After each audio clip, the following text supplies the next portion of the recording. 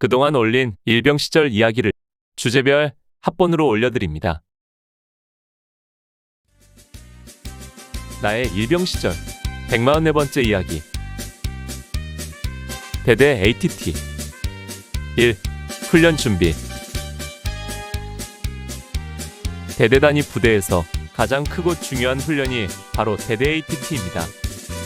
대대 전술평가 훈련인 대대 ATT 훈련은 대대장 임기 중 1회 실시하는데, 이 측정 훈련의 결과가 대대장의 인사평가에 중요하게 작용하기 때문에 대대장은 ATT 훈련에 거의 올인하다시피 합니다. 즉, 대대장이 재임 중 한 번 치르는 지휘능력 시험이고, 이 시험 결과가 그의 앞날을 좌우하기 때문에 대대장은 최상의 전투력을 요구하고, 훈련을 뛰는 병사들은 그만큼 힘들어진다는 의미입니다. 우리 대대는 국군이날 행사 참가로 인해 그동안 3개월 가까이 전술훈련을 실시하지 못했기에 대대와 중대 간부들은 그 점을 가장 걱정했습니다. 그래서 그 공백 기간을 만회하기 위하여 더욱더 강도 높은 훈련 전 교육을 실시했습니다. 국군이날 행사를 마치고 돌아온 이후 우리 대대는 그야말로 눈썹이 휘날리도록 분주한 나날을 보내야만 했습니다. 행사 기간 중에 소문으로 듣기에 행사 마치고 돌아가면 전원 포상휴가도 줄지 모른다는 달콤한 말들이 있었는데, 웬걸 막상 부대에 복귀하고 보니 그 모든 것은 그저 뜬소문이었고, 우리들 앞에는 그야말로 태산보다 더 크고 높은 과업들만이 놓여 있었던 것입니다. 행사에서 복귀한 다음 주 월요일에 사단장 신고를 끝으로 국군이날 행사에 대한 모든 기억은 잊고, 그 모든 것은 추억 속에 묻어야만 했습니다. 그리고 그 다음 날부터 사단 FTX, 그리고 그 다음 주 월요일부터는 대대훈련을 뛰어야만 했습니다. 대대훈련에서 복귀한 다음 날은 연대장 내무검사를 받았고, 그 와중에 월동 준비를 위해 쌀이를 채취하고 단가를 만들 나무와 칡넝쿨 등을 끊어와야 했습니다. 또 취사장의 겨울 동안 사용할 모를 땅속에 갈무리하는 작업에 투입되었고, 보원대 청소 사역도 나갔습니다. 그렇게 정신없이 지내다 보니 대대 ATT 훈련이 바로 일주일 앞으로 다가와 있었습니다. 대대 ATT 훈련 준비는 바로 일요일인 10월 18일부터 시작되었습니다. 앞으로 남은 시간이 별로 없었기에 대대장은 휴일에도 교육을 실시한 것입니다. 주로 내무교육으로 훈련에 임하는 정신교육과 훈련간 사용할 교령 등을 숙지하는 교육이었습니다. 다음 날은 중대단위 전술훈련으로 서로 대항군을 운용하며 소대전투와 중대전투 전술훈련을 실시했습니다. 수요일 정훈교육 시간에도 대대 ATT를 대비한 전술 이론 교육을 실시했습니다. 오후에는 전투체력 단련을 위한 태권도와 10km 완전군장 구보를 실시했습니다. 그동안 행사 연습과 복귀 후에도 FTX 및 대대훈련 등으로 완전군장 구보를 실시하지 않았기 때문에 무려 3개월 만에 해보는 구보였습니다. 당연히 많은 병사들이 뒤로 처지고, 그 처진 쫄병들을 고참들은 개머리판으로 갈기며 한편 당기고 끌며 악전고투 끝에 구보를 마칠 수 있었습니다. 목요일에도 대항군을 운용한 분소대 전투를 야간 교육까지 연달아 시키면서 실전 감각을 키우도록 했습니다. 10월 23일 금요일, 양구에 첫눈이 내렸습니다. 이제는 가을이 아니라 겨울이 시작된 것입니다. 부쩍 추워진 날씨와 싸늘하게 내리는 하얀 눈을 바라보며 앞으로 일주일 동안 야전에서 고생할 일을 생각하니 아찔했습니다. 이날은 하루 종일 다음날 있을 연대장 군장검사에 대비한 준비를 했습니다. 모든 내용물을 100% 채운 완전군장을 꾸리고 모든 화기와 장비를 정비하고 챙겼습니다. 훈련에 사용될 수기신호 등에 대한 교령을 숙지하고 개인 임무카드에 적시된 각자의 임무를 숙지했습니다. 그리고 오후 늦게 중대장의 예비 군장검사를 받았습니다. 24일 토요일 오전 11시에 있을 연대장 군장검사를 대비하여 아침부터 온 대대가 술렁거렸습니다. 지난주 토요일에는 내무검사로 대대를 발칵 뒤집어 놓더니 이번에는 군장검사로 대대를 긴장시키고 있는 것입니다. 어제 중대장의 예비 군장검사도 못 믿어왔던지 대대장은 오전 10시 집합시켜서 다시 예비검사를 실시했습니다. 이미 대대 ATT는 시작되고 있는 것입니다. 11시 연대장 이태우 대령과 연대 참모들이 들이닥쳤습니다. 텁수룩한 스타일의 연대장은 전체 경례를 받고 구중대를 필두로 걸어서 부대 사열을 하는 것으로 군장 검사를 끝냈습니다. 그런데 문제는 연대 참모들이었습니다. 그들은 병사들 사이를 다니면서 복장 상태를 살피고 개인 임무 숙지 여부를 질문하고 심지어 군장을 해체하여 내용물까지 검사했습니다. 측정훈련이라 그런지 세심하고 엄격하게 살폈습니다. 1시간 동안 군장 검사를 받고 비로소 우리에게 휴식의 시간이 찾아왔습니다. 토요일 오후에는 별다른 교육이나 훈련 없이 휴식 시간을 갖도록 한 것입니다. 그러나 이 시간이 우리 쫄병들에게는 더욱 분주한 시간이었습니다. 뻔질나게 사슴집과 현대상회를 오가며 훈련 동안에 먹을 고추장, 통조림 등 부식류와 빵과 라면 등 간식거리들을 사왔습니다. 그리고 군장들을 해체하여 내용물들을 빼내고 대신 사온 것들을 채웠습니다. 이 중요한 작업은 밤이 돼서야 마무리할 수 있었습니다. 이제 사냐를 뛰고 달리며 대대 ATT를 치룰 일만 남은 것입니다. 나의 일병 시절 145번째 이야기. 대대 ATT. 이 대대 ATT가 시작되다. 이번 대대 ATT는 우리 연대 제1대대와 쌍방훈련으로 실시된다고 했습니다. 훈련에는 대항군을 운용하는 훈련과 쌍방훈련이 있는데 쌍방훈련은 서로 간의 전술 전략에서 그 차이가 확연히 드러나기 때문에 지휘관들은 더욱 신경을 썼고 그러기에 우리는 더욱 힘들 수밖에 없었습니다. 이번 ATT는 무슨 이유인지는 모르나 월요일부터 실시하는 것이 아니라 화요일부터 토요일까지 계획되어 있었습니다. 따라서 26일 월요일은 훈련을 앞두고 최종 점검을 하며 준비할 시간이 하루 더 있었습니다. 이날은 야외 교육은 실시하지 않았습니다. 아마 훈련을 앞두고 체력을 아끼기 위해 그런 것 같았습니다. 그 대신 우리들은 네모반에 모여서 마지막으로 이론 교육을 받았습니다. 교육 내용은 접적이동간 발생될 상황에 대한 대처 방법, 집결지 행동요령, 공격과 방어 시의 행동요령 등이었고 특히 방어 시에 지휘관의 명령 없이 사격하거나 자리 이탈을 하지 말 것을 가장 많이 강조했습니다. 종일 이론 교육을 실시하고 이날은 내일의 훈련을 위해 취침점호를 실시하고 일찍 잠자리에 들었습니다. 이제 우리 앞에는 최선을 다해 험산줄령을 뛰고 달리며 이번 대대 ATT에서 좋은 평가를 받을 일만 남은 것입니다. 1981년 10월 27일 화요일 05시 정각. 훈련 화스트페이스 발령. 전 중대원은 즉시 군장 및 장비 지참하여 집합. 주번하사의 경보 발령과 동시에 불침번 병사의 다급한 기상. 외침 속에 대대 ATT가 시작되었습니다. 즉시 기상하여 복장을 갖추고 모포와 매트리스를 접어 소대 창고에 들이고 더블백을 꾸려 중대 창고로 물자분류를 실시했습니다. 군장은 이미 꾸려 놓았기 때문에 장비를 챙겨 집합하여 05시 30분에 대대장 군장 검사를 받았습니다. 이미 대대 연병장과 막사 안에는 ATT를 평가할 측정관들이 들이닥쳐 우리들의 일거수일투족을 체크하고 다녔습니다. 군장 검사를 마치고 아침 식사는 대대 취사장에서 평소와 같이 한 뒤 다시 집합하여 대대장 훈시를 듣고 07시 30분에 대대를 출발했습니다. 9중대를 선봉으로 10중대를 제2선으로 출발시키고 대대본부와 중화기 중대인 12중대 그리고 연대와 사단에서 지원 배속된 중화기 대원들과 포대 관측병들이 본대에 합류했고 우리 11중대는 맨 후미에서 예비대로 따라 붙었습니다. 주간 행군 대형을 유지하며 차례로 출발하다 보니 우리 중대가 대대를 떠날 때는 08시가 넘어서고 있었습니다. 우리는 연대 앞 당백 간판에서 국도를 타지 않고 그대로 황강리 냇가 쪽으로 직진하여 강을 건너지 않고 강둑을 따라 우측으로 행군을 했습니다. 도중에 적기 출현 상황이 주어져 우리는 즉시 상기하여 논두렁과 강둑을 엄폐물 삼아 몸을 숨기고 화만 구성하여 대공사격 자세를 취해야 했습니다. 한참을 가다가 송울이 다리 쪽으로 국도로 나와 용아리를 거쳐 31년대 신병교육대 앞을 지나 지난번 대대훈련을 뛰었던 밤골로 들어갔습니다. 우리는 밤골이 1차 집결지인 줄 알고 좋아했는데 그게 아니었습니다.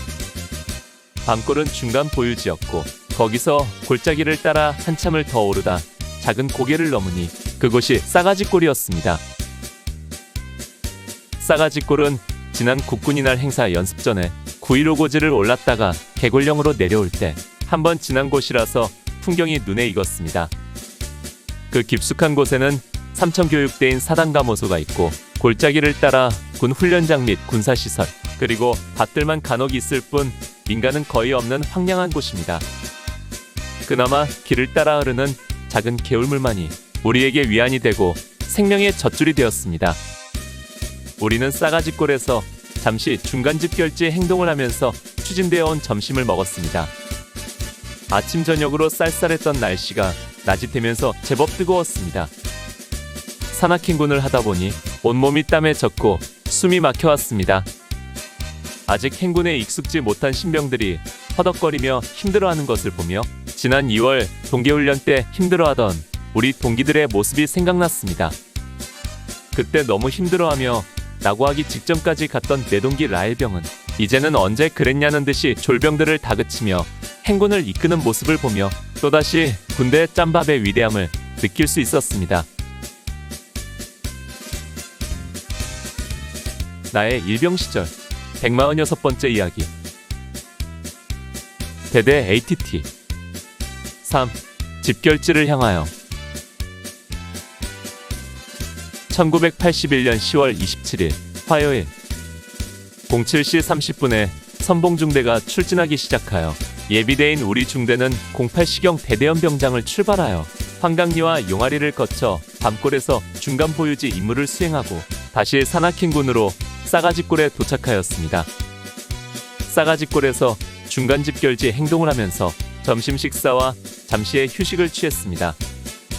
모든 상황은 실전을 상정한 작전으로 집결지에서도 초병과 대공방어 초소를 운용하며 경계태세를 유지했습니다. 14시에 싸가지골을 출발하여 우리는 길을 따라 얼마간 내려오다가 중간에서 이번에는 다시 좌측 산길로 접어들어서 거의 길도 없는 산 하나를 넘었습니다. 그 산을 넘으니 그곳이 두무동고개로 오르는 길이었습니다. 우리는 그 길을 따라 학수초등학교 쪽으로 내려왔습니다. 그리고 계속 국도를 따라 31연대 앞을 지나 용아리에서 다시 광치검문소 쪽으로 오전에 지난 길을 따라 계속 행군을 했습니다. 날이 점점 어두워지고 있었습니다. 10월 하순이 되며 짧아진 해는 우리가 31연대 앞을 지날 때 그 마지막 노을빛을 끝으로 서산 너머로 사라지고 말았습니다. 지난번 대대훈련 때를 생각하며 7-8시간 행군이면 될 줄 알았는데 그게 아니었습니다. 아직도 집결지가 어디인지 알지 못했기에 얼마나 더 가야 할지도 모르는 깜깜절벽이었습니다. 야전에서 부실하게 먹은 점심인지라 배도 점점 고프고 기운도 점점 고갈되는 느낌이 왔습니다. 군장의 무게가 가중되고 군장 위에 얹은 기관총, 삼각대 등이 우리의 발걸음을 더욱 더디게 만들었습니다. 31년대 신병교육대 앞을 지나면서 우리는 다시 집결지가 밤골일 것이라고 생각했습니다. 지난번 대대훈련 때도 그곳이 집결지였기 때문에 더 그런 생각을 했던 것입니다. 그러나 행군 대열은 밤골로 들어가는 입구를 그대로 지나쳤습니다. 그리고 광치령 입구에 있는 광치검문소에서 방향을 좌측으로 돌려 방사면 가는 길로 계속 가는 것입니다. 우리는 그 길을 따라 한참을 더 갔습니다. 누군가가 이 길을 계속 가면 금강산에 갈 수 있다고 말했습니다. 광치검문소에서 얼마쯤 더 가서 가오장리라는 마을의 뒤쪽 계곡으로 올라갔습니다. 이곳 이름이 연애골이라고 고참 중 하나가 알려주었습니다. 이 아릇한 분위기를 느끼게 하는 재미있는 마을 이름은 그동안 간간히 들었던 지명인데 나로서는 처음 와보는 곳이었습니다. 집결지에 도착한 시간이 20시 30분. 우리 중대가 오전 8시경에 자대를 출발했으니 중간 집결지 행동 2시간을 포함하여 12시간 정도를 행군한 것입니다. 그것도 절반 이상은 산악 행군을 했으니 그리 쉽지 않은 행군이었습니다. 집 몇 채가 있는 연해골 마을 뒤쪽 골짜기 한편이 우리 중대의 집결지로 할당되었습니다. 우리들은 중대로부터 다시 각 소대의 수경지를 배정받고 수경 준비에 들어갔습니다. 야전삽과 곡괭이를 이용하여 땅을 대충 고르고 텐트를 쳤습니다. 나뭇잎을 뜯어다가 바닥에 깔풀로 깔고 그 위에 판초 우위를 깔아 습기가 올라오지 못하게 한 다음 모포를 깔았습니다. 텐트에 들어가니 피곤해 지친 몸인지라 고향집 안방 부럽지 않은 포근한 안식처가 되었습니다. 수경 준비를 하는 와중에 식사당번들은 계곡으로 내려가서 트럭으로 추진되어 온 저녁 식사를 타왔습니다. 다 식어버린 밥과 국을 그래도 너무 맛있게 먹었습니다. 시장이 반찬이라는 속담은 아마 경험해 보신 분들이라면 절실하게 깨달을 것입니다. 우리들이 그랬습니다. 배가 너무 고팠기에 식은 밥이든 국이든 그저 많이만 있으면 좋겠다는 생각뿐이었습니다. 그러나 이상하게도 야전에 나와서 밥을 타보면 자대에서보다 늘 부족하게 나왔습니다. 활동량은 많은데 식사가 적게 나오니 배가 더 고플 수밖에 없었습니다. 식사를 마치고 각 소대별로 불침번을 복초로 세우고 자리에 누우니 시간은 밤 11시가 다 되어갔습니다. 본래 일반 야전훈련에서는 불침번을 단초로 세웠었는데 대대 ATT이다 보니 경계병 차원으로 복초를 세운 것입니다. 하루의 일을 돌이켜 추억해 보기도 전에 피곤한 몸에 졸음이 몰려오면서 그대로 잠에 빠져들었습니다. 나의 일병 시절 147번째 이야기. 대대 ATT 4. 후반야 공격.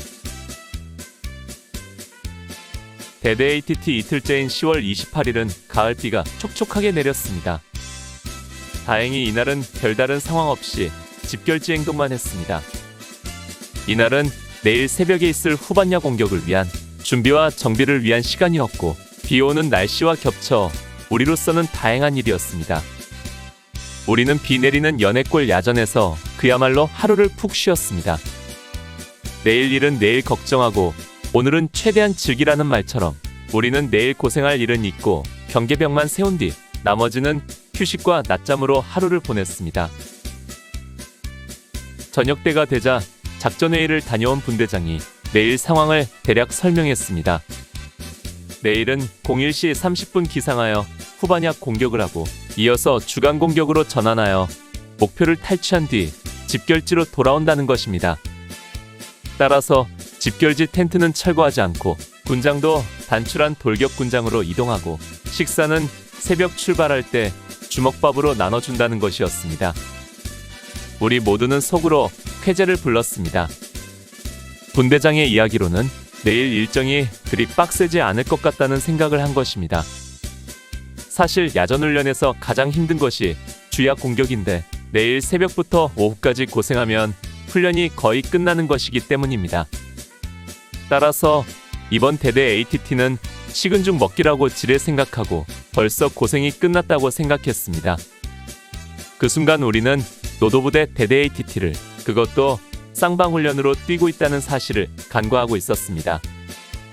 아무튼 우리는 저녁 식사를 일찍 마치고 곧바로 잠자리에 들었습니다. 저녁이 되면서 비는 그쳤고 그 대신 좀 싸늘한 바람이 불어왔습니다. 1981년 10월 29일 목요일 01시 30분 불침번의 기상! 소리에 우리는 즉시 자리를 박차고 일어났습니다. 각 분대별로 2명씩 식사를 타러 가고 나머지는 야간이장을 하고 장비를 챙기는 등 공격 준비를 했습니다. 식사당번들이 주먹밥을 타오고 각자 아침과 점심으로 2개씩의 주먹밥과 반찬으로 염장무가 배급되었습니다. 종일 산과 들을 뛰며 공격을 해야 하는데 주먹밥 2개로 2끼 식사를 해야 한다고 생각하니 아찔했습니다. 우리는 별칭으로 개구리 군장이라 부르는 판초 위에 주먹밥이 든 반합을 싸서 만드는 돌격 군장을 메고 집합했습니다. 비온 뒤끝이라 날씨는 우중충하고 차가웠습니다. 그나마 영하로 떨어지지 않아 멀지 않은 것만이 다행이었습니다. 수경지에는 중대 서기병 1명을 감시로 남기고 나머지 전 중대원은 인원 파악을 마치고 곧바로 출동했습니다. 다른 때와 마찬가지로 우리 총일분대는 1소대에 배속되어 선봉에 나섰습니다. 이때 우리 분대는 일총 사수였던 이상병이 보병분대장으로 가는 바람에 부사수였던 최상병이 사수가 되고 내가 부사수가 되었는데 아직 탄약수를 받지 못해 한 명이 부족한 상태였습니다. 새로 분대장으로 온 장하사도 그리 튼튼한 체격이 아닌지라 우리를 힘으로 도와줄 수 없어 최상병이 기관총을 메고 나는 예비총열 주머니를 각개로 메고 그 위에 삼각대를 걸쳐 올린 상태로 훈련에 임해야 했습니다. 개인 소총에 삼각대와 예비총열 주머니까지 챙기려니 무게도 만만치 않았지만 무엇보다도 거추장스럽기 그지없었습니다. 소총만 들고 가는 소총수들이 더없이 부러운 순간이었습니다. 게다가 전에 예비총열 주머니에 들어있는 굴대를 분실했던 경험이 있는 터라 예비총열 주머니를 메고 가는 것이 무척 신경 쓰였습니다. 우리는 연해골에서 나와 도로를 따라 방산면 방향으로 행군을 했습니다. 우리 대대의 후반약 공격 목표가 도솔산이라고 했습니다.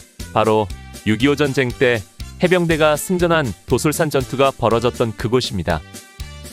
우리는 칠흑 같은 어둠 속에서 최대한 기도빈익을 유지하면서 방향분간도 하지 못한 채 앞사람만 열심히 따라 붙었습니다. 야간 이동이고 또한 공격을 위한 행로이다 보니 때로는 빠르게 이동하기도 했지만 때로는 그 자리에 멈춰 자세를 낮추고 대기하는 등 행군은 더뎠습니다. 통일로다리라는 명패가 붙은 다리를 건너 우리는 만만치 않은 산자락으로 접어들었습니다. 수경지를 떠난 지 2시간 가까이 지난 시간이었습니다. 도솔산 줄기 중 하나의 산등성이 같았습니다.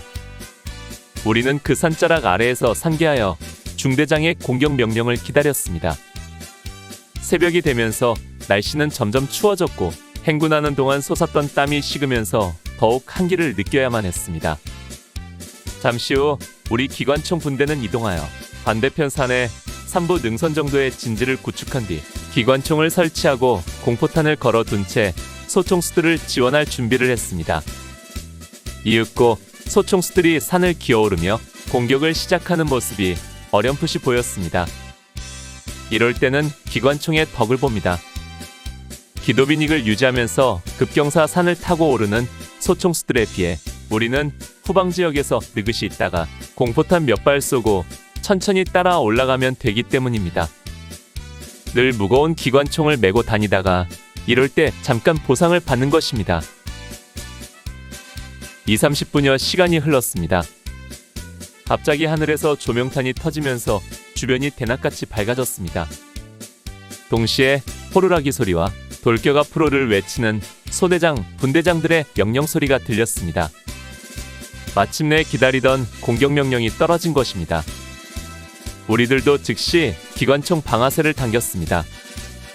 총구를 막아주는 어댑터를 설치하면 공포탄도 연발로 사격할 수가 있습니다.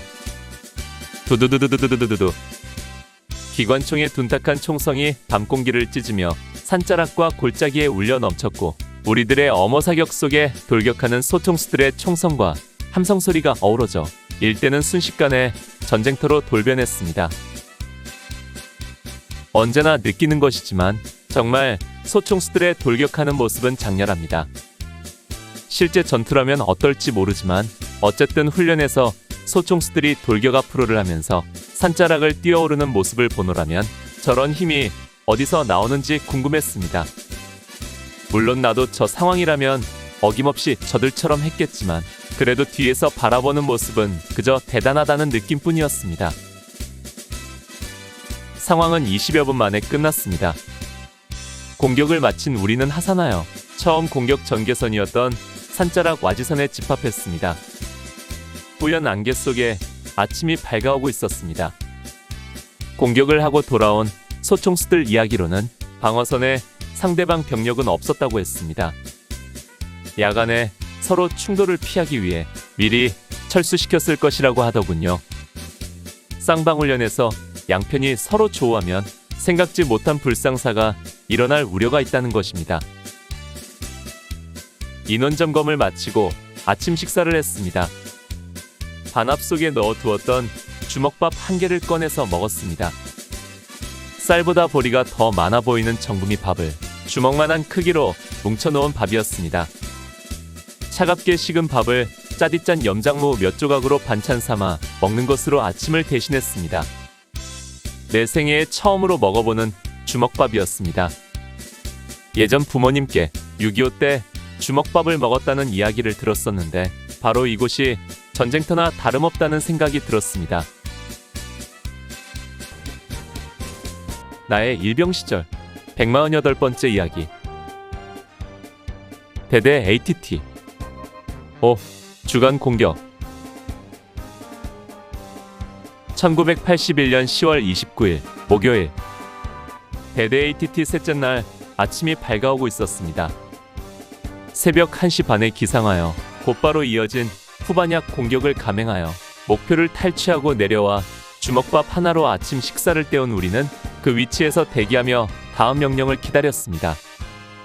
날이 밝은 지가 한참이 되었어도 이름 모를 깊은 산골짜기에는 아직 햇살이 비쳐들지 않고 있었습니다. 우리는 주변에 상기하여 제각각 편한 자세로 자리를 잡고 누워 잠시나마 눈을 붙였습니다. 야전훈련과 행군이 익숙해지면서 체득한 지혜 한 가지가 있다면 짧은 시간이라도 틈만 나면 자는 것이 상책이라는 것입니다. 다음이라는 기회는 우리에게 없었습니다. 그저 작은 기회라도 찾아오면 세상에서 가장 편한 자세로 휴식을 취하는 것입니다. 08시가 되자 소대별로 집합하라는 명령이 떨어졌습니다. 그리고 곧바로 이동이 시작되었습니다. 주간 공격이 시작된 것입니다. 산자락에서 나온 우리는 가을 추수가 끝난 논을 가로질러 지나고 다시 개울을 건너 건너편 산으로 올라갔습니다. 그리고 산의 팔부 능선을 따라 한참을 갔습니다. 별다른 상황은 없었지만 산세가 만만치 않아 전진하는데 애로가 많았습니다. 1시간 이상을 산악행군을 하다가 산을 벗어나니 앞에 큰 개울이 보였습니다.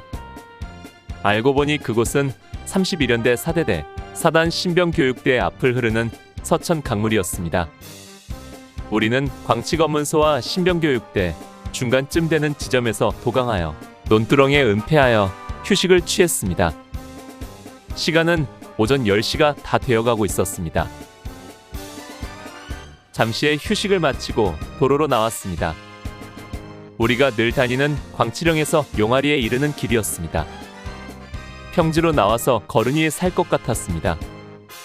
사단 신병교육대 앞을 지나 용아리에서 양구터널 방면으로 좌회전하여 31연대 앞을 지났습니다. 별다른 상황은 주어지지 않았고 행군 속도는 거의 반구보에 가까운 속보였습니다. 31연대를 지나 청리에서 다시 좌측 싸가지굴로 오르는 소록길로 접어들어 조금 가다가 이번에는 우측으로 작은 길을 중심으로 좌우 상계하여 전술적 이동을 하며 논을 가로질러 건너갔습니다. 논 건너편으로는 야산이 있었는데 그곳이 학수초등학교 뒷산이었고 바로 이곳이 우리의 중간 목표였습니다. 우리는 와지선에 붙어 주간 공격 형태로 상계하여 동시에 공격하기로 했습니다. 중대장은 이곳은 우리의 최종 목표가 아닌 중간 목표였기 때문인지 별다른 작전 없이 그대로 동시에 공격해 올라가라고 한 것입니다. 공격은 싱겁게 끝났습니다. 저항하는 적이 있는 것도 아니고 기관총이 후방 지원하는 것도 아니어서 몇몇 소총수의 함성과 공포탄 몇 발 쏘는 것으로 공격은 마무리되었습니다. 우리 중대가 예비대이기 때문에 주공을 펼치는 9중대와 10중대를 지원하는 임무인 것 같았습니다. 9중대와 10중대는 어디서 어떤 작전을 하고 있는지 우리들은 전혀 알 수가 없었습니다. 배가 무척 고팠습니다. 새벽 1시 반에 일어나서 후반약 공격을 하고 아침 식사로 주먹밥 하나만 먹었기 때문입니다. 정말 다리에 힘이 풀리고 입에서 단내가 날 지경이었습니다. 우리는 중간 목표를 탈취하고 그곳에서 싸가지고 온 주먹밥으로 점심을 먹었습니다. 참으로 가장 힘들게 공격하는 날 주먹밥 2개로 아침과 점심 식사를 때운다고 생각하니 야속한 생각이 들었습니다. 거기다 군장을 수경지에 두고 와서 훈련 전에 준비해온 간식조차 없었습니다. 그래도 시장이 반찬이라고 시커멓고 차디찬 주먹밥에 짜디 짠 염장무 몇 조각으로 먹는데도 배부르게 먹지 못하는 것이 안타까웠습니다. 아침에는 싸늘했던 날씨가 한낮이 되면서 기온이 점점 올라 이제는 땀으로 온몸이 젖을 정도였습니다. 우리는 식사를 마치고 나무 그늘을 의지해서 휴식을 취했습니다. 그러나 그것도 잠시 다시 집합 명령이 떨어졌고 우리는 다시 주간 공격을 이어가야 했습니다. 두무동 고개를 향해 계속 올라가다가 어느 지점에서 우측으로 산등성이로 올라갔습니다. 또다시 산악 행군이 시작된 것입니다. 급경사 산길을 나무뿌리 풀뿌리를 부여잡고 기어오르다시피 올라야 했습니다. 산등성이에 올라 우리는 계속 능선을 따라 이동을 했습니다. 마침내 우리의 주간 공격 목표가 눈에 들어왔습니다. 중대장은 1소대와 2소대로 좌측과 우측을 치게 하고 화기소대를 후방 지원, 3소대와 지원 병력을 중앙에 배치하여 공격토록 했습니다. 우리 기관총 분대는 각 공격부대의 후방으로 이동하여 삼각대를 설치하여 지원할 준비를 갖추고 중대장의 공격 명령만 기다렸습니다. 마침내 공격 명령이 떨어지고 먼저 우리 기관총들의 지원 사격이 시작되었습니다. 야간 공격과 주간 공격에서 우리 기관총의 운용 방식이 다릅니다. 기도빈익이 요구되는 야간 공격에서는 소총수들이 최대한 적 방어선에 접근하여 공격을 개시하면 지원 사격을 합니다. 그러나 모든 상황이 감지되는 주간 공격에서는 기관총이 먼저 엄호 사격을 하므로 소총수들의 공격을 돕는 것입니다.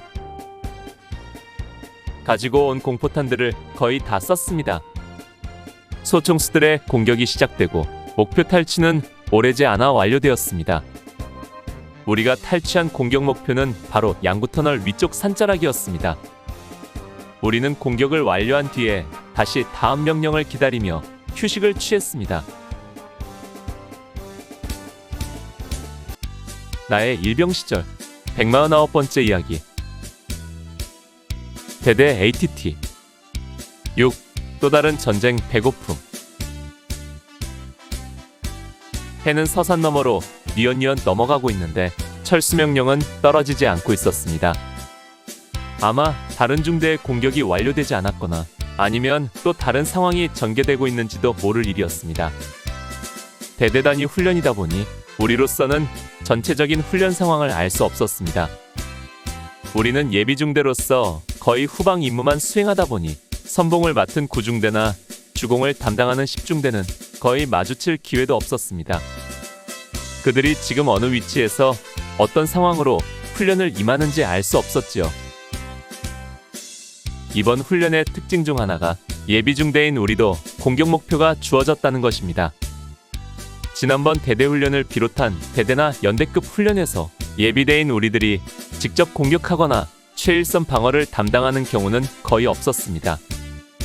물론 작전 계획에 따라 임무가 바뀌기도 하겠지만 이번 대대 ATT에서는 우리가 주력 부대가 아님에도 작은 목표가 주어져서 공격 임무를 수행하는 것 같았습니다. 저녁 5시가 넘어가자 주변은 점차 어두워지기 시작했습니다. 낮에는 땀을 흘릴 만큼 무덥던 날씨가 해가 넘어가자 기온이 급격하게 떨어지고 있었습니다. 처음에는 나무 밑에서 누워 잠을 잤는데 나중에는 추워서 잠도 오지 않고 또 종일 주먹밥 2개로 때운 배는 고프다고 아우성을 쳤습니다. 그러나 식사는 수경지로 돌아가서 할 예정이라니 정말 미칠 일이었습니다. 여기서 연해골 수경지까지는 3시간 가까이 가야 할 거리인데 아무리 단독 군장이라 할지라도 허기진 몸을 이끌고 행군한다는 것이 꿈만 같았습니다. 모두들 불평불만이 쏟아졌습니다. 식사를 추진해서 여기서 먹고 가야 원칙이라는 것입니다. 그러나 지휘관이 결정한 일을 우리 같은 사병들이 어찌할 수는 없는 일이었습니다. 밤 7시가 넘어서야 겨우 출발 명령이 떨어졌습니다. 돌아가는 발걸음은 그야말로 폐잔병 물이나 다름없었습니다.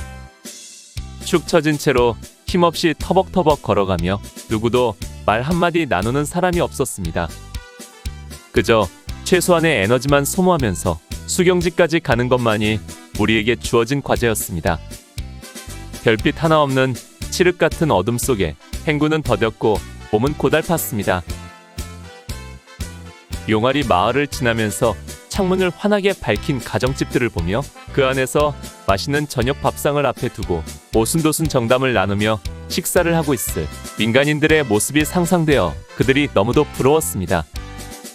그들 앞에 놓여 있을 저녁 밥상이 눈앞에 그려졌습니다.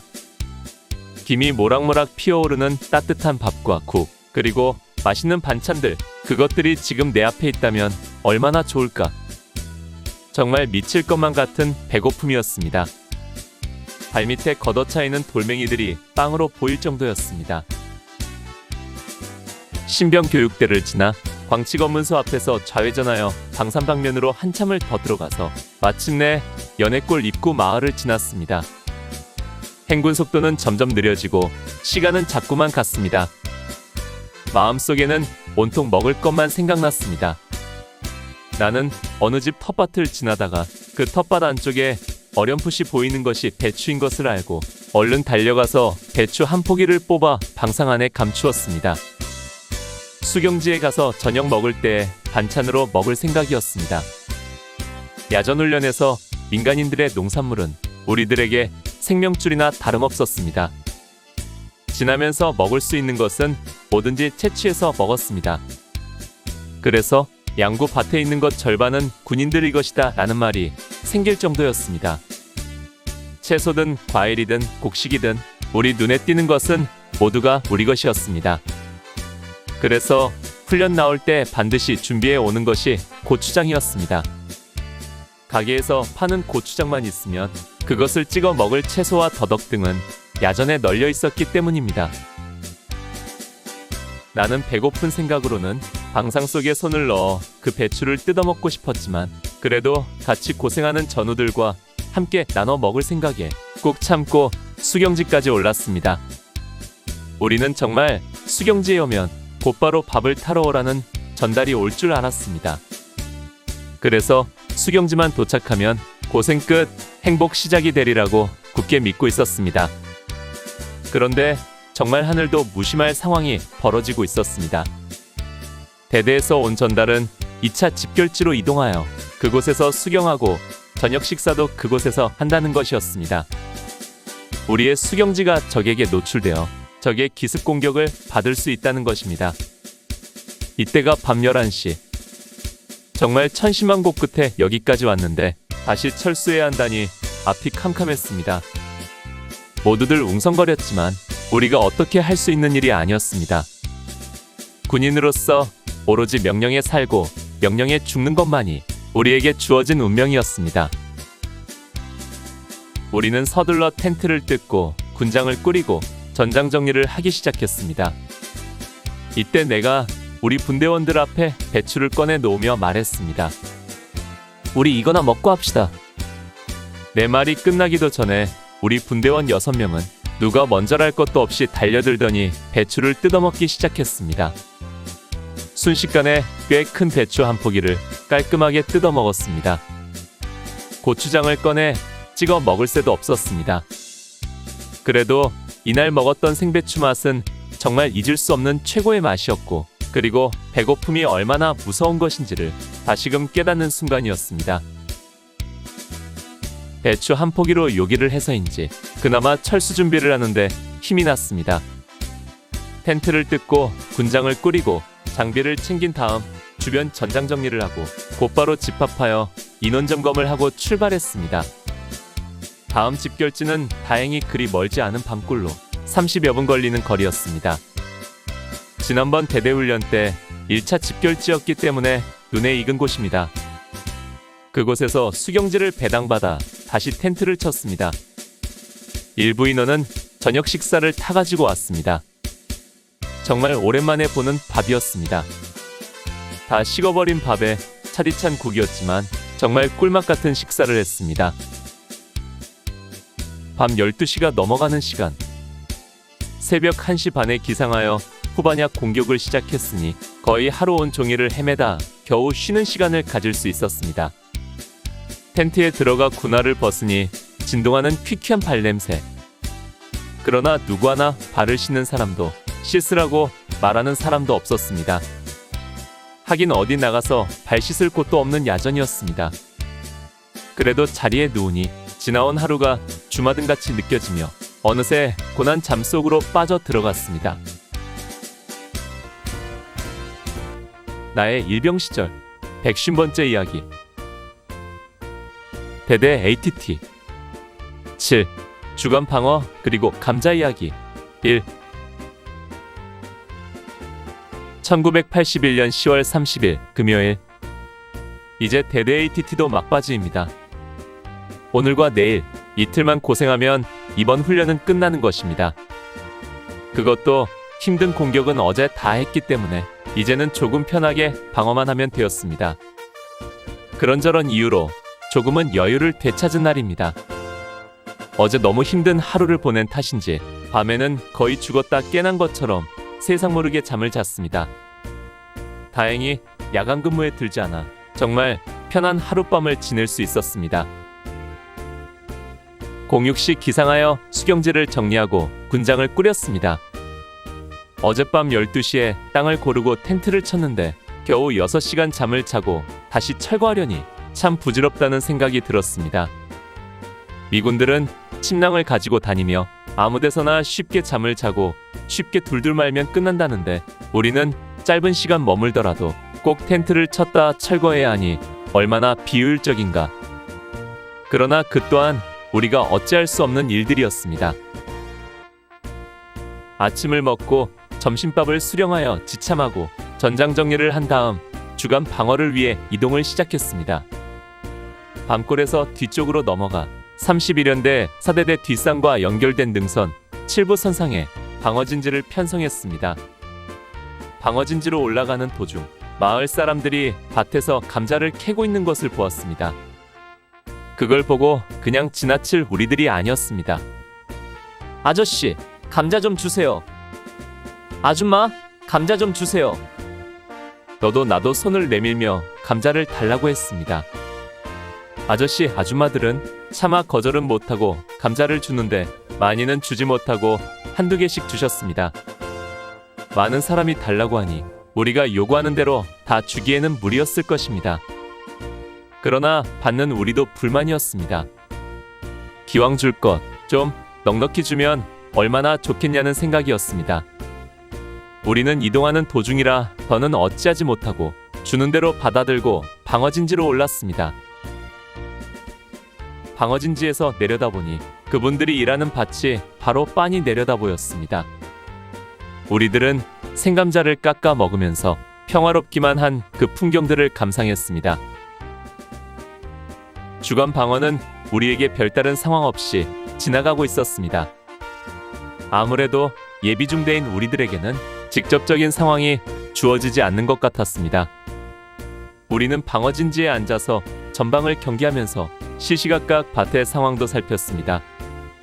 농부들이 일을 마치고 돌아가면 밭에 내려가서 배추를 몇 포기 추진할 생각이었습니다. 어제 경험했던 최악의 배고픔 때문인지 우리들의 관심은 온통 먹을 것에 쏠려 있었습니다. 그래서 저녁 식사는 배추쌈을 해서 먹을 생각으로 관심을 갖고 농부들을 살펴보는데 우리가 상상치 못한 방향으로 일이 전개되고 있었습니다. 우리는 농부들이 감자를 다 캐면 당연히 그것을 모두 가지고 집으로 돌아갈 줄 알았습니다. 그런데 가만히 보니까 감자를 다 캐고 나서는 밭귀퉁이 한쪽에 깊은 구덩이를 파더니 그곳에 감자를 묻는 것이었습니다. 임시 갈무리를 하는 것인지 아니면 겨울 동안 묻어두는 것인지는 몰라도 어쨌든 그들은 그날 작업한 많은 감자를 몇 군데 구덩이를 파고 땅속에 묻어두고는 어둑해질 무렵 모두 집으로 돌아갔습니다. 기회는 이때였습니다. 나를 비롯한 일병급 서너 명은 자루로 사용할 방독면을 빼낸 빈주머니를 옆구리에 차고 산자락을 은폐물 삼아 산을 내려갔습니다. 중대본부와는 거리가 있고 산자락으로 가려져 있어 들킬 염려는 없었지만 아무래도 ATT라는 측정 훈련이기 때문에 만약 판정관에게 들키기라도 하면 우리는 영창감이었으므로 조심스럽게 행동했습니다.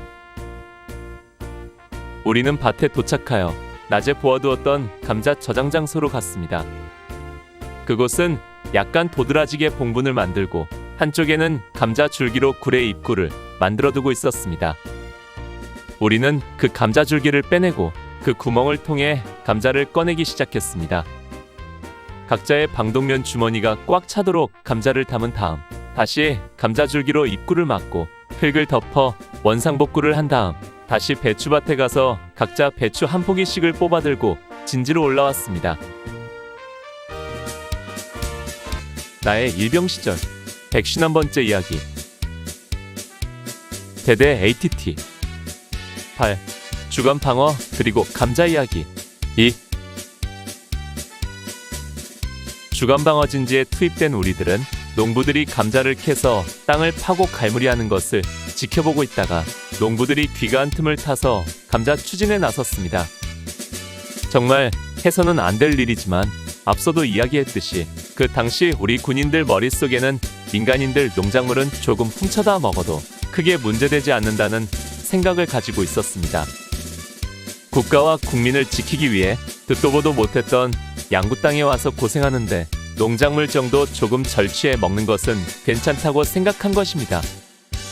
물론 들키면 벌을 받고 심하면 군기교육대나 사단 영창도 갈 수 있겠지만 이는 어디까지나 크게 문제된 경우이고 사소한 경우에는 지휘관들도 주의를 각성시키는 정도로 마무리하는 것이 당시 현실이었습니다. 또 이것은 군인들을 배불리 먹이지 못하는 국가와 중간에서 군인들의 보급품을 절취한 일부 간부들의 책임이기도 할 것입니다. 이유야 어찌 되었든 간에 당시 우리 군인들로 인해 농작물 피해를 입으신 모든 분들께 늦게나마 사과를 드립니다. 아무튼 우리들은 배고픔을 달래줄 보조식량으로 감자와 배추를 탈취해왔습니다. 배추는 저녁 식사 시간에 고추장에 찍어서 반찬으로 모두 먹고 감자는 날로 깎아 먹기도 하고 일부는 남겨두었습니다. 우리 중대는 예비되었기 때문에 주간 방어는 별다른 상황 없이 진행되었습니다. 쌍방훈련 상대인 1대대의 공격 목표는 9중대와 10중대 지역으로 집중되어 있는 것 같았습니다. 주간 방어는 그대로 끝나고 저녁 식사를 마친 뒤에 중대로부터 현 위치에서 그대로 야간 방어로 이어진다는 전달이 왔습니다. 우리는 쾌제를 불렀습니다. 야간 이동을 하지 않는 것만으로도 우리에게는 즐거운 소식이었고 또 저녁 때 가져온 감자를 무겁게 들고 다니지 않아도 된다는 것도 다행한 일이었습니다. 어쨌든 가져온 감자를 야전에서 다 소비를 시켜야 하는데 사실 우리가 욕심을 부려 가져오다 보니 그 양이 만만치 않았던 것입니다.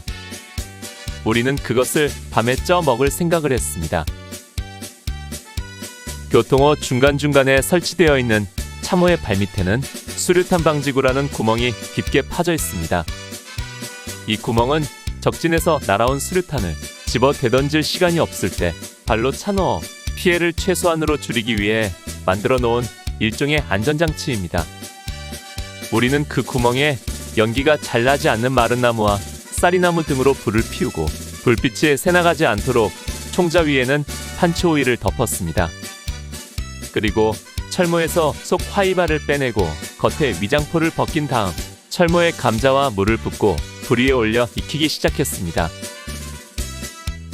철모는 야전에서 참으로 요긴하게 쓰이는 물건입니다. 감자나 옥수수 등을 쪄먹기도 하고 겨울이면 화로로 사용하기도 했습니다. 내가 직접 보지는 못했지만 일부 고참들은 한겨울에 텐트에서 야전에서 밖에 나가기 싫으면 철모로 요강삼아 소변을 본다는 이야기도 있었습니다. 아무튼 야전에서 찐 감자로 오랜만에 포식할 생각에 기대가 컸지만 그러나 기관총자에서 철모로 감자를 쪄먹는 일은 생각처럼 잘 되지 않았습니다. 공기구멍이 없는 수류탄 방지구라 불이 잘 타지 않았고 아무리 연기가 나지 않는 나무라고 해도 판초오의 안에는 금방 연기로 가득 찼습니다. 게다가 화력이 약하니 철모에 담긴 감자는 쉽게 익혀지지 않았습니다. 한참을 실랑이 한 끝에 우리는 어느 정도 익었으리라 생각하고 불을 끄고 전장 정리를 했습니다. 쟤는 땅을 파서 묻고 불을 피웠던 흔적을 없애고 그리고 마침내 감자를 먹기 시작했습니다. 그러나 감자는 다 익지 않아 반숙된 상태로 설렁설렁했고 생각한 것만큼 맛도 없었습니다. 훗날 저녁한 뒤에 보니까 감자를 찔 때 소금이나 당분을 가미해서 쪄야 하는데 우리는 그냥 물만 붓고 끓였으니 맛이 있을 리 없었습니다. 결국 각자 한두 개씩 먹다가 모두 내려놓고 나머지는 다 쓰레기가 되고 말았습니다. 어젯밤 그토록 배고픔으로 고생했지만 이제는 먹을 것을 버려야 하는 상황이 된 것입니다. 이제부터 그 남은 것을 처리하는 것이 문제였습니다. 가까운 데 버리면 우리의 소행이 드러날 것이고 나중이라도 문제가 생길 것이기 때문에 우리는 그 남은 것들을 산 너머 멀리 갖다 버리기로 했습니다. 이것은 전쟁 이외의 또 다른 작전이었고 사서 고생하는 것이었습니다. 나쁜 짓 안 하고 가만히 있었으면 편히 방어만 하면 될 것을 쓸데없는 욕심을 부리다가 더 고생하게 된 것입니다. 이러저러 하는 사이 밤은 깊어가고 밤 12시가 넘어가자 흐리던 밤하늘에 빗방울이 떨어지기 시작했습니다. 나의 일병 시절 152번째 이야기. 대대 ATT 9. 10월의 마지막 날. 대대 ATT 끝. 1981년 10월 31일 토요일. 10월의 마지막 날이자 이번 대대 ATT 훈련이 끝나는 날이 되었습니다. 사단 신병교육대 뒷산에서 야간 방어를 하면서 맞은 10월의 마지막 날은 우울한 마음으로 시작되었습니다. 아무리 생각해도 어제의 감자 추진은 잘못된 것 같았습니다. 내 마음대로 한 것도 아니고 어쩔 수 없이 시켜서 한 일이라고 자위도 해보았지만 마음 한편은 커다란 바위에 눌린 듯 답답하기만 했습니다. 그냥 몇 개만 가져와도 될 일이었는데 차라리 가져온 것을 다 먹기라도 했으면 좀 나았을 것입니다. 애써 농사 지은 것을 욕심껏 갖다가 다 먹지도 못하고 거의 다 버렸다는 것이 더욱 죄스러웠습니다. 내가 농부의 아들이었기에 더욱 마음 아팠습니다. 늦가을이 지나 겨울로 접어드는 양구 땅에 비가 내리기 시작했습니다. 이번 대대 ATT는 날씨가 그리 좋지 못했습니다. 훈련 시작 다음 날인 28일에도 하루 종일 비가 내렸고 그 이후로도 맑게 갠 날씨보다는 늘 흐리고 우중충했는데 이제 마지막 날을 시작하는 순간에도 비가 내리는 것입니다. 물론 눈보라가 치는 것보다야 낫겠지만 아무래도 비가 오면 군장과 장비 챙기기도 어렵고 또 판초 오일을 뒤집어 쓰고 활동해야 하기 때문에 여간 거추장스러운 것이 아니었습니다. 그나마 빗속에서 공격하지 않고 앉아서 적을 기다리는 방어를 한다는 것이 불행 중 다행이라는 생각이 들었습니다. 그렇다고 해도 빗속에서 움직임 없이 앉아있는 것도 그리 쉬운 일은 아니었습니다. 차가운 날씨에 온몸에 한기가 돌고 팔다리는 저려왔습니다. 시간이 갈수록 갖가지 생각들이 몰려왔습니다. 모두들 잠들어 있는 이 밤. 혹 내 부모 형제들은 내가 이 밤 이 빗줄기 속에서 이름 모를 산등성이에 이렇듯 앉아있을 줄 꿈엔들 생각이나 하고 있을까. 고향 친구들과의 지난 추억이며 직장에서의 얘기거리들이 생각나고 사랑하는 여인이 가슴 시리도록 보고 싶고 그리워졌습니다. 그러다가 칠흑 같은 어둠과 빗소리 속에서 혹시라도 적이 우리 진지 코앞에 몰려와 있을지도 모른다는 생각에 화들짝 놀라 눈을 크게 뜨고 귀를 세우고 작은 움직임과 소리라도 놓치지 않으려 둘러보곤 했습니다. 그러나 우리 방어선에서는 별다른 상황 없이 시간이 흘러갔습니다. 공내시가 되자 철수 명령이 떨어졌습니다. 세차게 내리는 비는 아니었지만 쉬지 않고 내리는 빗줄기 속에서 장비를 챙기고 군장을 짊어지고 그 위에 판초 오일을 쓰고 철수를 시작했습니다. 우리는 방어진지에서 나와 어제 올라왔던 노선을 따라 다시 철수를 했습니다. 내려오는 도중 감자밭을 지나쳤지만 애써 외면하고 보지 않으려 했습니다. 그리고 어젯밤의 기억은 그것으로 잊고 싶었습니다. 다른 전우들도 모두들 말이 없었습니다. 날씨도 그렇고 상황도 그렇고 누구 하나 이야기할 기분은 아니었을 것입니다. 우리는 밤골로 와서 급현방어 진지를 편성했습니다. 아무래도 예비중대인 우리가 본대의 후퇴를 돕기 위해 이곳에 방어선을 구축하는 것 같았습니다. 밤골에서 급현방어를 시작한 지 얼마 되지 않아 날이 점점 밝아오기 시작했습니다. 날이 밝아오면서 그나마 막혔던 숨이 조금 트이는 것 같았습니다.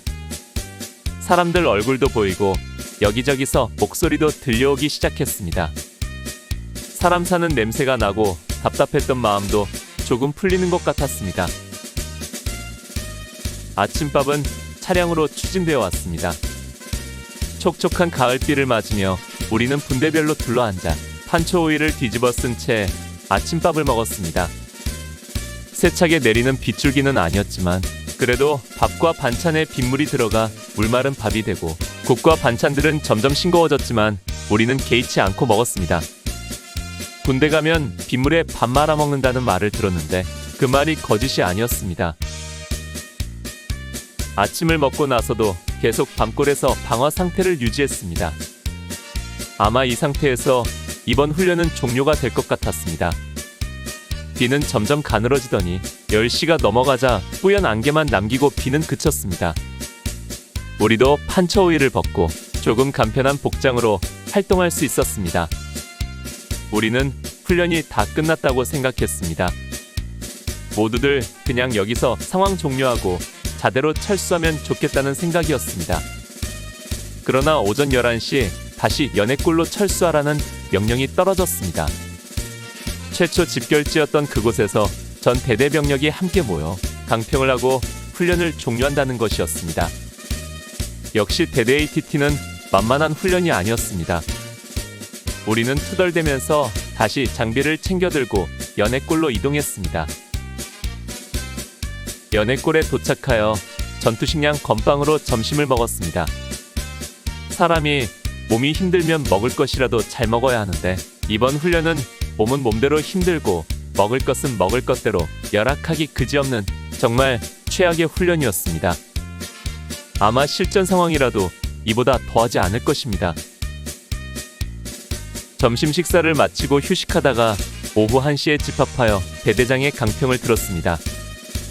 대대장은 훈련에 대해서는 큰 지적은 하지 않았지만 행군군기와 사소한 전술적 운용에 대한 지적을 했습니다. 그러나 국군이 날 행사 연습으로 인해 그동안 여러 달 동안 전술훈련을 못했던 우리 대대이고 보면 그 같은 지적은 칭찬이나 다름없었습니다. 오후 2시 마침내 대대 ATT 훈련을 마치고 자대로 복귀하기 시작했습니다. 일주일 동안 야전에서 뒹굴며 뛰었던 몸인지라 세수 한번, 면도 한번 제대로 못해서 마치 모두들 산적 같은 몰골이었지만 자대로 향하는 얼굴에는 화색이 돌았습니다. 힘든 또 한 고비의 능선을 넘었다는 안도감과 이제 앞으로 당분간은 힘든 훈련은 없으리라는 마음이 우리의 발걸음을 더욱 가볍게 했습니다. 대대 도착이 16시 30분. 가장 힘든 훈련 중 하나라는 대대 ATT는 이렇게 막을 내렸습니다. 그러나 그것이 끝은 아니었습니다. 곧바로 훈련 후 정비가 우리들에게 더 큰 고통의 시간이었습니다. 고참들이야 목욕을 하고 개운한 몸으로 휴식을 취하지만 우리 쫄병들은 훈련 동안 더러워진 온갖 장비 등을 정비하고 세탁해야 할 일이 남아있는 것입니다. 그야말로 산 넘어 또 산이었습니다. 덧붙이는 이야기. 제가 전후에 활동을 하면서 자대를 방문했을 때 대대 현관 게시판에 역대 대대장에 대한 사진과 기록이 있었습니다. 그 중에 장군으로 진급한 분들을 확인할 수 있었는데 이 당시 우리를 지휘했던 이상옥 대대장도 그 중에 한 분이었습니다. 군인으로서 최고의 영예인 장군이 된다는 것이 어느 한 가지 공적만으로 되는 것은 아니지만 그래도 육사나 삼사 출신이 아닌 갑종장교 출신으로 장군의 반열에 올랐다는 것은 우리가 힘써 뛰었던 대대 ATT가 작은 한 부분이라도 도움이 되었으리라 확신합니다. 지금은 소식조차 알 수 없는 이상옥 대대장님 뵙고 싶습니다.